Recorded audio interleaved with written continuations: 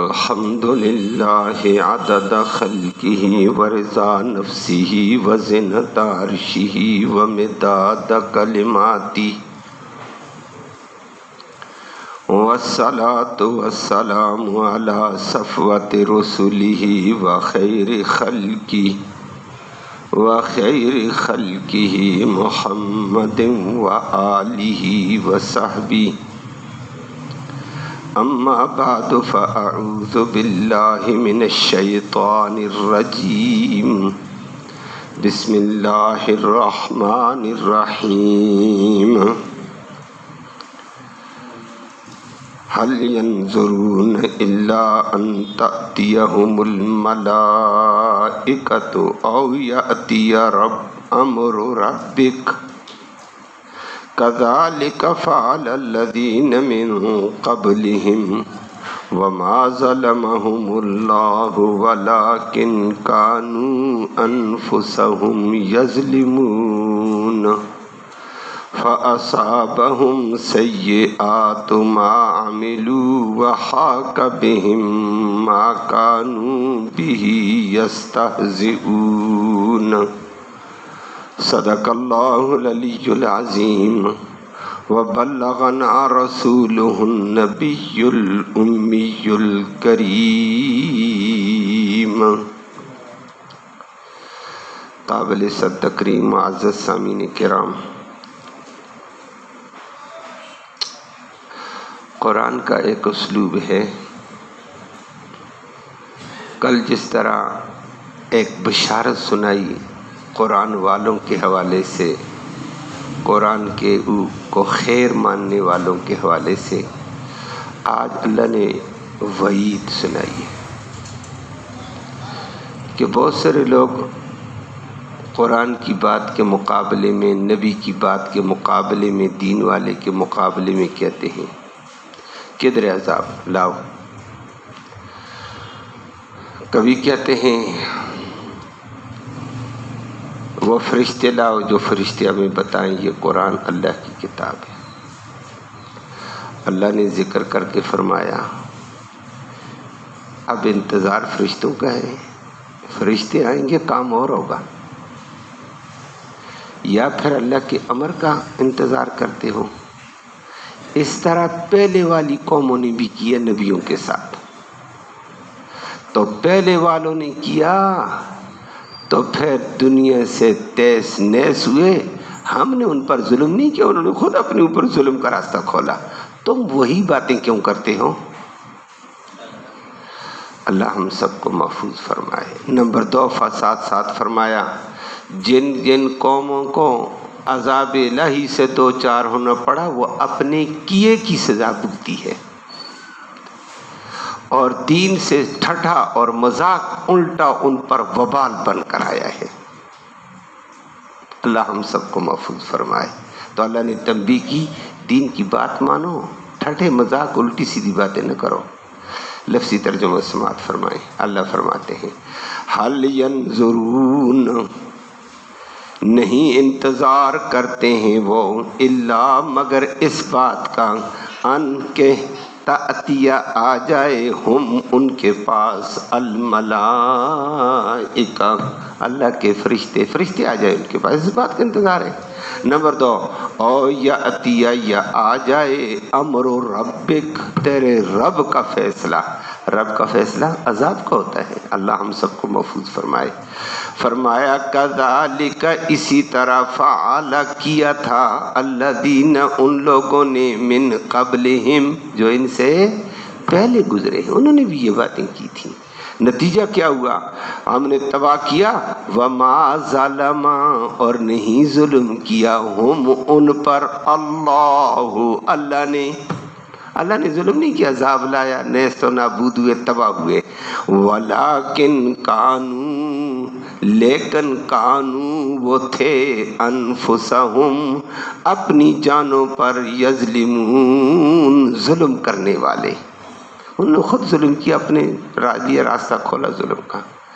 فَأَصَابَ پھر پہنچا ہم ان کو سیئات تباہی ما عملو جو انہوں نے کیا تھا، ان کے عمل کی تباہی پہنچی ہے، ان کے عمل کی بریائی پہنچی ہے، وبال پہنچا ہے، سیئات، وبال، بریائی، تباہی۔ وہاکا اور الٹا پڑ گیا بہم ان کے اوپر ما کانو جو وہ تھے بھی دین کے ساتھ یستہزئون ٹھٹھا کرتے، ٹھٹھا ان پر الٹا وبال بن کر پڑ گیا۔ اللہ ہم سب کو محفوظ فرمائے۔ کل آپ کے سامنے اب بات آئی تھی، قرآن کا ایک اسلوب ہے، کل بشارت سنائی، خیر سنائی، ایمان والوں کا مقام، رتبہ، دنیا کا، فوتگی کا، فوت ہونے کے بعد کا ذکر کیا تھا، آپ نے سنا کل۔ اور ایمان والوں سے جو قرآن کے ساتھ محبت، عقیدت، اتباع ہے، جب ان سے پوچھا جاتا دشمن کے مقابلے میں، کافروں کے مقابلے میں کیا اتارا اللہ نے، وہ کہتے ہیں بڑی خیر ہے، بڑی برکت ہے۔ اللہ ہمیں یقین نصیب فرمائے۔ تو قرآن تو خیر اور برکت تھی۔ اللہ فرماتے ہیں قرآن کو خیر اور برکت سمجھنے والوں کی دنیا بھی خیر والی ہو جاتی ہے۔ اور نمبر 2، مرتے وقت کل آپ نے سنا فرشتے آ کر السلام علیکم، ہم آ گئے ہیں۔ پاکیزہ فرشتے ان کے پاس آتے ہیں، اور پاکیزہ فرشتے ان پاکیزوں کے پاس آ کر سلام کر کے ان کی روح نکال کر کہتے ہیں جاؤ سیدھے جنت میں، دنیا کی پریشانیوں سے بچو۔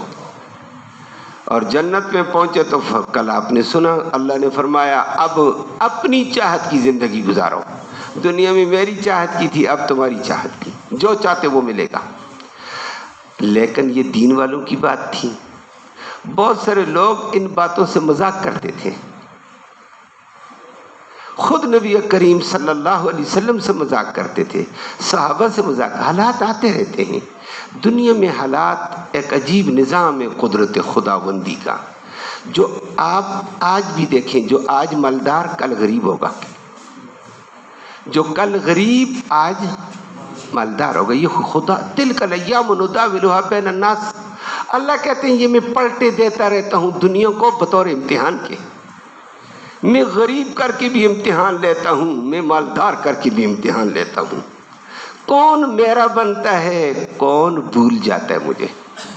جو میں دیتا ہوں، دروازے کھولتا ہوں، تو جو اللہ والے ہوتے ہیں وہ کہتے ہیں رب نے دیا ہے، جو وہ یہ کہہ دیتے ہیں رب نے دیا، رب کہتا ہے میں راضی ہو جاتا ہوں اللہ۔ اور جو کہے نا جی میری محنت، میری محنت، میں نے یہ کیا، میں نے یہ کیا، اللہ کہتے ہیں بیوقوف ہے بھائی، تو اس سے زیادہ محنت کرنے والے بھی ہیں، تو اس سے زیادہ پڑھے لکھا طبقہ بھی ہے، تو اس سے زیادہ تعلیم یافتہ طبقہ بھی ہے۔ یہ فیصلے میرے حکم سے چلتے ہیں۔ تو یہ اللہ کا ایک دین ہوتی ہے، کبھی وہ لے لیتا ہے تو ایمان والے کہتے ہیں کوئی بات نہیں، رب کا فیصلہ، میں راضی۔ رب کہتا ہے میں تیرے فقر کی وجہ سے جنت پر راضی ہوں، پھر میں بھی جنت دوں گا۔ تو یہ فیصلے رب کے ہوتے ہیں۔ اب نبی کریم صلی اللہ علیہ وسلم کو اللہ نے مال بڑا دیا تھا، ایسی کوئی بات نہیں تھی۔ قرآن نے خود ذکر کیا ہے نبی کریم صلی اللہ علیہ وسلم کے بارے میں، بہت سارے نعمتوں کا ذکر کرتے کرتے اللہ نے ایک جگہ ذکر کر کے فرمایا وَوَجَدَكَ عَائِلًا فَأَغْنَىٰ۔ اللہ نے نبی کی شان بیان کر کے فرمایا نبی دنیا نے آپ کو بڑا تنگ دست پایا تھا، آپ مزدوری تلاش کرتے تھے، بکریاں کبھی چراتے تھے مزدوری پر، کبھی کیا قرآن نے ذکر کیا فَأَغْنَىٰ، اس رب نے آپ کو اعلیٰ درجے کا غنی بنا دیا۔ وہ کیسے؟ یہ قرآن کہتا ہے اللہ نے احسان جتلایا تو نبی کو غنی بنایا، نبی شاہ تھے۔ اللہ، دنیا کی دولتیں نبی کے قدموں میں تھیں، اور وہ قرآن نے ذکر کیا ہے اسی آیت میں۔ نبی کریم صلی اللہ علیہ وسلم کبھی کس کی بکریاں چرائیں، کبھی کس کی، اللہ نے بکریاں چروائیں، یہ ایک الگ وجہ تھی، وہ حدیث میں نبی نے خود بیان کی ہے۔ نبی کریم صلی اللہ علیہ وسلم 25 سال کے تھے، حالات ایسے تھے، حلال کمائی کے در پہ رہتے تھے، حرام کے قریب نبی کبھی نہیں گئے، بھول کر بھی۔ تو نبی کریم صلی اللہ علیہ وسلم کو پتہ چلا مکہ کی بڑی رئیسہ، مکہ کی ملکہ، اس کی تجارت منڈیوں میں ہوتی تھی، بڑے بڑے قافلے جاتے تھے شام میں، یمن میں۔ تو اس کا مال جا رہا تھا. نبی کریم صلی اللہ علیہ وسلم بھی آ گئے کہ میں جاتا ہوں، میں بھی مزدوری میں شامل ہو جاتا ہوں، ساتھ تاجروں کے ساتھ جاؤں گا. بڑے بڑے لوگ مزدوری پہ جا رہے ہیں. نبی کریم صلی اللہ علیہ وسلم، مکہ کی اس رئیسہ نے، مکہ کی ملکہ نے، مکہ کی بڑی تاجرہ نے ساری ٹیمیں تشکیل دے دی تھیں اور کہہ دیا یہ ٹیم اس مال کو لے جائے گی، یہ ٹیم اس مال کو، یہ ٹیم اس مال کو، یہ ادھر جائے گی ادھر جائے گی. آخر میں کھڑی تھی، ٹیمیں روانہ کر رہی تھیں. اچانک دیکھا ایک نوجوان، نوخیز جوان آیا، بڑی قد و قامت والا. نبی کریم صلی اللہ علیہ وسلم کا یہ معجزہ ہوتا تھا، بندہ گھور کر دیکھے کہ میں اس کا قد معلوم کرتا ہوں. نبی کا قد بہت اونچا نظر آنے لگ جاتا تھا. یہ نبی کے وصف تھا، یہ اللہ نے معجزہ دیا تھا نبی کو. جو عام سادہ ابتدائی نظر میں دیکھے، نبی کا درمیانہ قد دیکھتا تھا. جو کہے کتنا قداور ہے، اس کو بڑے قداور نظر آتے تھے. یہ نبی کا معجزہ. کبھی کبھی کوئی بندہ نبی کے ساتھ کھڑا ہوتا کہ میں پتہ کرتا ہوں میں اونچا ہوں یا نبی اونچے ہیں، تاکہ میں دنیا کو بتاؤں گا نبی کا قد میرے برابر تھا یا مجھ سے اتنا اونچا تھا. جب وہ ساتھ کھڑا ہوتا نبی بہت اونچے نظر آتے تھے. اللہ بتاتا ہے یہ سب سے بلند ہے، یہ سب سے بلند ہے، تمہارے خیالوں سے بھی بلند ہے. واہ سبحان اللہ.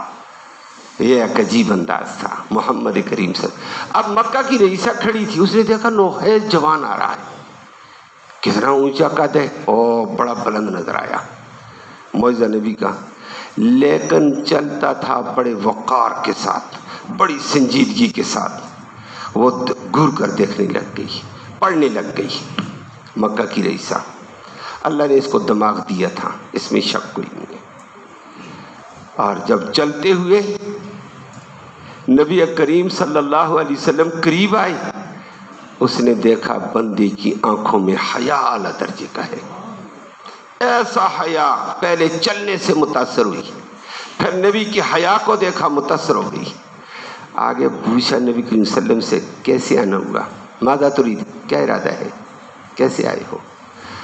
نبی کریم صلی اللہ علیہ وسلم نے ایسی شائستہ نرم میٹھی گفتگو کر کے اپنا مقصد بتایا. حلال روزی کے لیے مزدوری کرنے آیا ہوں. حلال روزی کے لیے، یہ ہمارے نبی کا پیشہ ہے. حلال روزی کے لیے مزدوری کرنا کسی قسم کی بھی جائز، بلکہ ثواب. جب اس نے گفتگو دیکھی، اس آدمی کی گفتگو سے متاثر ہو گئی ہے، فوراً کہا ٹھیک ہے تو قبول ہے، ٹیمیں تو تشکیل ہے لیکن تو اس ٹیم میں چلا جا. اس کا اپنا ایک غلام تھا میسرا، غلام اس کے تھے، غلام بڑی ملکہ تھی. اس نے کہا یہ اس پارٹی کے ساتھ ہو جا، اور اس غلام کو کہا آہستہ سا یہ آنے والا آیا ہے،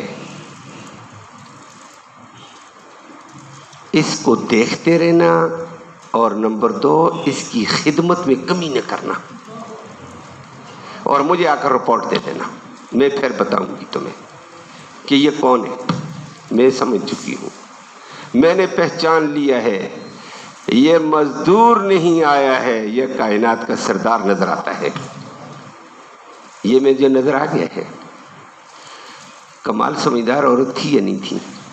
ہاں، بندے کو دیکھ کر پہچانے، چلتے ہوئے پہچانے، دیکھنے کے ساتھ ان کی آنکھوں کے شرم و حیا کو پہچانے، گفتگو سے بندے کو پہچانا اس نے.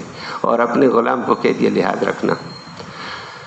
چلا گیا قافلہ، غلام کو کہہ دیا اس کا لحاظ رکھو، واپس آ کر رپورٹ مانگی ہے، بتا کیسا تجارتی قافلہ تھا. اور قافلوں کے علاوہ کہا یہ بندے کے بارے میں بتا. اس نے کہا بندہ بڑا کمال کا تھا. جب چلتے تھے صبح، قافلہ چلتا تھا، تپتی دھوپ تیز ہوتی تھی، اس آدمی کے جہاں یہ چلتا تھا اوپر بادلوں کا سایہ آ جاتا تھا. ہم سائے میں چلتے تھے اور اس کی بڑی برکتیں ہم نے دیکھی. جب جس سٹال پر کھڑا کرتے تھے، اس سٹال آنن فانن بک جاتا بڑی برکتوں کے ساتھ، نفع کے ساتھ. ہم دوسرے سٹال اس کو لے جاتے تھے، یہ کھڑا ہی ہوتا تھا. بس اللہ کی برکتیں رحمتیں آتی. ہم جلدی واپس آ گئے مال بیچ کر بڑے پرافٹ کے ساتھ. لوگوں کو مزدوریاں دی تھیں. بات میں یہ ذکر کرنے جاتا تھا کہ اللہ کے نبی کو اللہ نے مال بڑا دیا تھا، لیکن اگلی بات سننا، پھر اس آیت کو سمجھنا. واپس آئی مکہ کی رئیسہ نے ہر ایک کو مزدوری دے دی، نبی کریم صلی اللہ علیہ وسلم کو بھی مزدوری دے دی. مزدوری تو دے دی ہے، ساروں کو مزدوری دے دی، چلے گئے. رات کو نبی کی پھوپھی عاتکہ سے ملی جا کر، مکہ کی رئیسہ. اس کو کہا بھتیجے محمد بن عبداللہ کو جا کر کہو مزدوری میں نے ویسے آپ کو دی دی، اصل مزدوری اور ہے، یہ میرا پیغام دے دو، مزدوری کی آپ کو ضرورت نہیں ہے، آپ کی مزدوری ہے کی ضرورت ہے، مجھے مزدوری کے لیے قبول کر، میں آپ کی خادمہ بنتی ہوں، میں نے پہچان لیا آپ کون ہیں، مجھے نکاح میں قبول کر، میں آپ کی خادمہ، میرا مال آپ کا. تو ابھی پھوپھی عاتکہ نے آ کر نبی کو پیغام دیا. اللہ کا نبی لحاظ رکھتے تھے، اس باتوں کا لحاظ رکھنا چاہیے، اگلا ایک خدمت پیش کرے اس کا لحاظ ہوتا ہے. تھوڑی دیر بعد حزام بن حکیم آ گئے، مکہ کی رئیسہ کا ماموں کا چچے کا ماموں کا بیٹا تھا. وہ آ گیا، جی یہ پیغام ہے. اس نے کہا بھائی قبول ہے. نبی کریم صلی اللہ علیہ وسلم نے فرمایا قبول ہے. مکہ کی ملکہ کا نکاح محمد کریم صلی اللہ علیہ وسلم سے حکیم بن حزام نے کر دیا، ہو گیا. مکہ کی ملکہ نے کہا آج کے بعد ملکہ میں نہیں، ملکہ آپ ہیں، مالک آپ، مال آپ کا، مال والی بھی آپ کی، میں آپ کی خادمہ ہوں، سب مال آپ کا. اتنا مال ملا نا، قرآن نے اس کو ذکر کر کے فرمایا وَوَجَدَكَ عَائِلًا فَأَغْنَىٰ، دنیا نے آپ کو فقر والا پایا، اللہ نے اتنا غنی کیا ہے، بڑا مال دیا.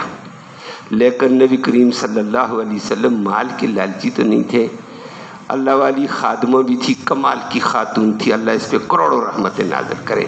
یہ ہمارے نبی کو نبوت ملنے سے 15 سال پہلے پہچان چکی ہے. کمال کا ذہن نہیں تھا اس کا.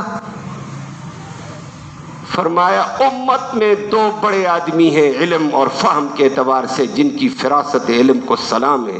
ایک یہی ملکہ ہے، اس کو خدیجۃ الکبریٰ کہتے ہیں، نبی کریم صلی اللہ علیہ وسلم کی پہلی بیوی ملکہ، فراست میں یہ کمال کی تھی.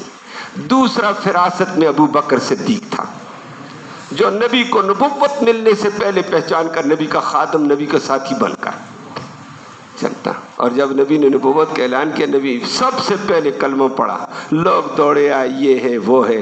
اس نے ابو بکر کے پاس آئے، تو اس کا ساتھی بنا ہوا ہے، یہ کہتا ہے، یہ کہتا ہے، یہ ہمارے دین کا منکر ہو گیا، ہمارے لات صاحب کا منکر ہے، عزا کا منکر ہو چکا ہے، فلاں ہو گیا. اس نے کہا تم آج باتیں کرتے ہو، آج اس نے اعلان کیا میں تو اس کو پہلے سے پہچانا ہوا ہوں، میں تو پہچانا ہوا، میں اس کا تو خادم ہوں، میں نوکر ہوں، غلام ہوں. ابو بکر بھی کمال کا آدمی تھا، اللہ اس پہ کروڑوں رحمتیں نازل کرے.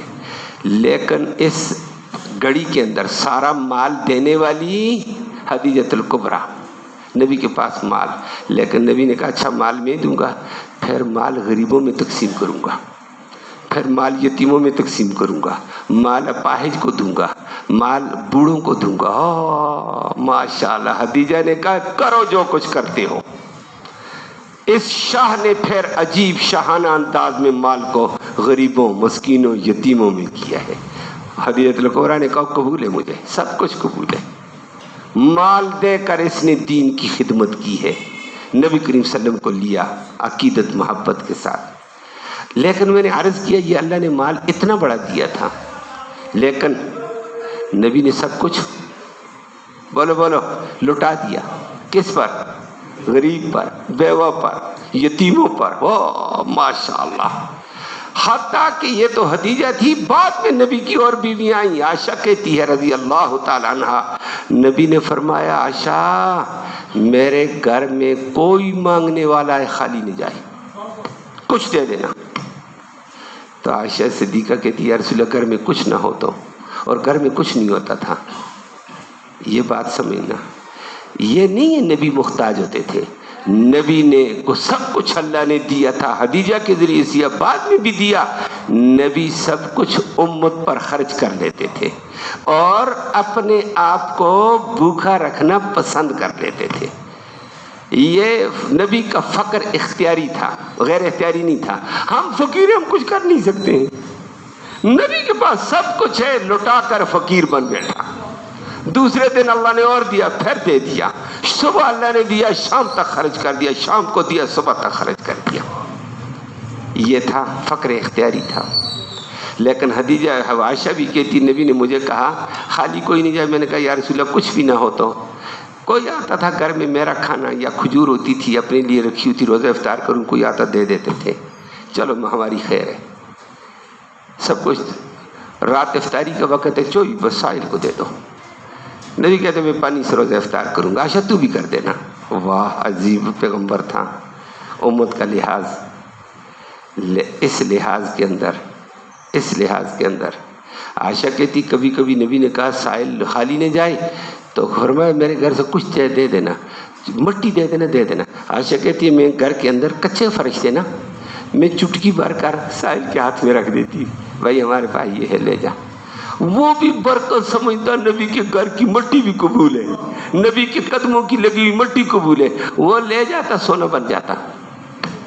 اللہ اللہ کی تیری کیا شان ہے. اب آپ کو سمجھ آ گئی ہوگی کہ اللہ نے نبی کو بہت کچھ دیا. نبی کے گھر کی مٹی بھی سونا، سب کچھ ہے دوسروں کے لیے سب. لیکن نبی نے اپنی ذات کے لیے یہ نہیں کیا کہ میں سمیٹ کر دے دیا. اب دینے کے بعد کبھی کبھی نبی میدان میں چلتے، صحابہ کی حالت بھی کمزور ہو جاتی ہے. اللہ نے رکھا امتحان کے لیے. کبھی صحابہ پر بھی فقر آیا، پھر اللہ نے دولت بھی دی ہے. صحابہ کی آستینیں پھٹی ہوئی، نبی کریم صلی اللہ علیہ وسلم کی آستین پھٹی ہوئی، اس سے مذاق کرنے لگے کافر. اوئے اوئے دیکھو مذاق، یہ جنتیوں کے سردار آ گئے ہیں، یہ حوروں کے حامد آ گئے ہیں. کل حوروں کا کل ذکر ہوا جنت کا، تم جو چاہو گے ملے گا. مذاق کے طور پر کہتے ہیں. کھانے کو ان کو نہیں ہے، کپڑا ان کا نہیں ہے، اور یہ کہتے ہیں ہم جنت کے ٹھیکیدار ہیں. اللہ قرآن نے اس کا ذکر کیا. اور مذاق کرتے تھے، کہتے ہیں ہم مذاق کرتے نہیں مانتے ہیں تمہارے قرآن کو، تمہیں نہیں مانتے ہیں تو عذاب لانا. فرشتے آ جائیں گے. اللہ فرشتے نے، کل فرشتوں کا ذکر پرسوں بھی ہوا تھا. مجرم طبقے کے پاس بھی فرشتے آتے، نیک لوگوں کے پاس بھی آتے موت کے وقت. کہتا اللہ فرشتوں کو. اللہ نے فرمایا باتیں زیادہ نہ کرو، باتیں زیادہ نہ کرو. حل ینظرون، یہ لوگ انتظار نہیں کرتے مگر ان تأتیہم الملائکہ، ان کے پاس فرشتے آ جائیں. فرشتے آئیں گے تو اللہ کا عذاب لے کر آئیں گے. فرشتے آ جائیں گے تو ایک دم ہاتھ رکھیں گے، روح پار ہوگی. فرشتے آئیں گے تو تباہی آئے گی. کس بات کا انتظار ہے باتیں کرتے ہو؟ او یاتی امر ربک، یا رب کا حکم کا انتظار کرتے. رب کا حکم آ جائے، رب کا حکم آ جائے. آبادی تیس نیس ہے. رب کا حکم آ جائے تو فرمایا دیکھا نہیں ہے تم نے قوم عاد کو؟ رب کا حکم آیا کہ بستیاں ان کی اجڑی ہوئی ہیں، حادثات پروف مکان تھے بڑی بڑی چٹانوں میں، نہ مکان رہا نہ مکین رہے. اللہ کے عذاب کے آگے کیا؟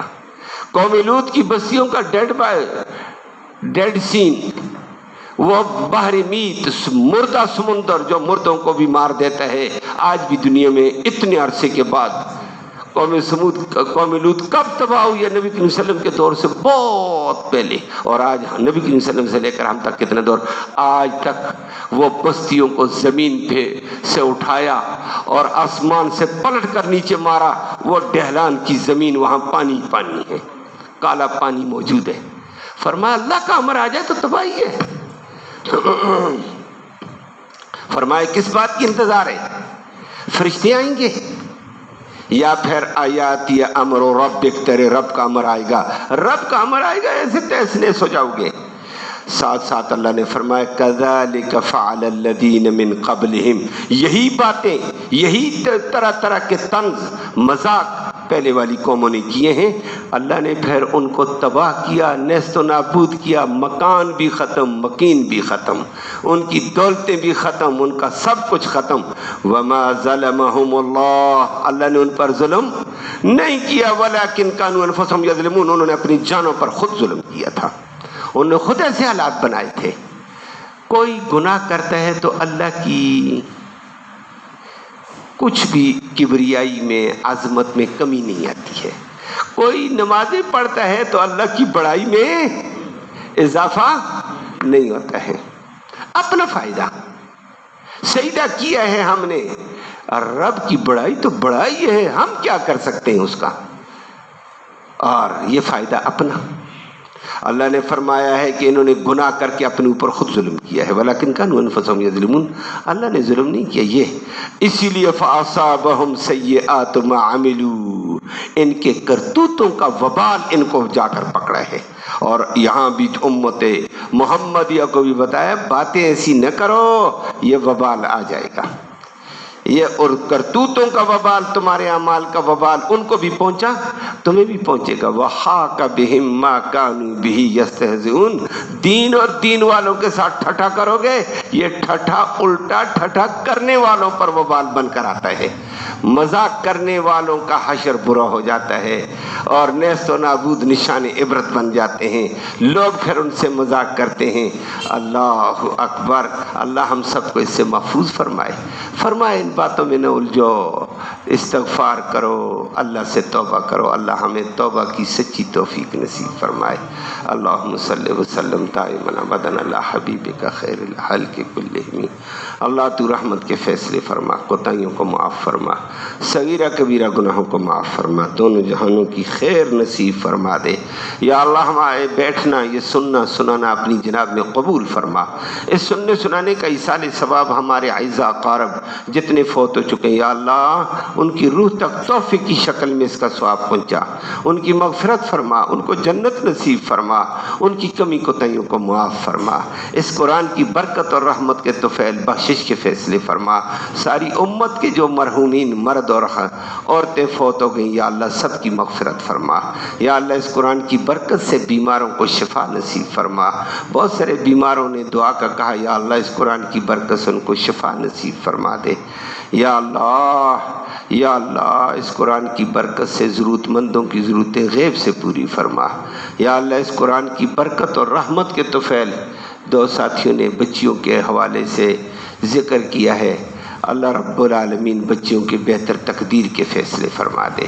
جو بچیاں بھی بے جوڑے اللہ ان کو بہتر جوڑے نصیب فرما، جو بچے بے جوڑے اللہ ان کو بہتر تقدیر میں منسلک فرما۔